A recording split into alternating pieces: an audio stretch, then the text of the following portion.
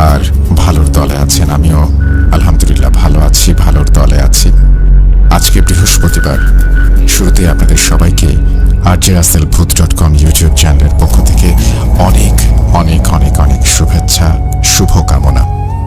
আমরা শুরু করব আজকের যে ঘটনাটি, সেটি আমাদেরকে পাঠিয়েছেন আপনাদের অত্যন্ত পরিচিত এবং আপনাদের কাছে অত্যন্ত জনপ্রিয় একজন স্টোরি টেলার সুকান্ত মাইতি। সুতরাং প্রথম থেকে শেষ পর্যন্ত আমাদের এই ঘটনাটি শুনবেন বলে আমাদের বিশ্বাস। যদি ভালো লাগে অবশ্যই আমাদেরকে জানাবেন এবং কমেন্ট করতে ভুলবেন না। জানিয়ে দেবেন যে কেমন লাগলো আমাদের এই স্টোরি, এবং আপনাদের কমেন্টের অপেক্ষায় থাকলাম। যেভাবে লেখা আছে আমি সেভাবেই শুরু করছি। আসসালামু আলাইকুম রাসেল ভাই, জানি আল্লাহর রহমতে আপনি সর্বদাই ভালোর দলে থাকেন।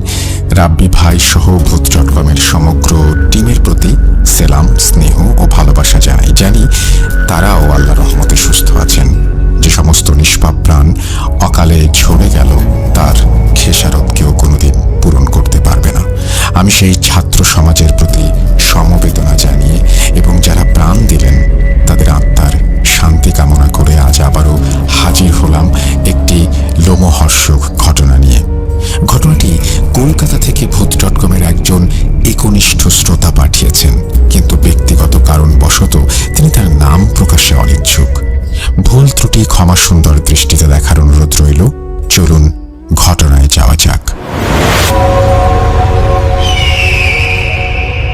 কলকাতা, যাকে তিলোত্তমাও বলে, আবার কেউ কেউ বলে সিটি অফ জয়।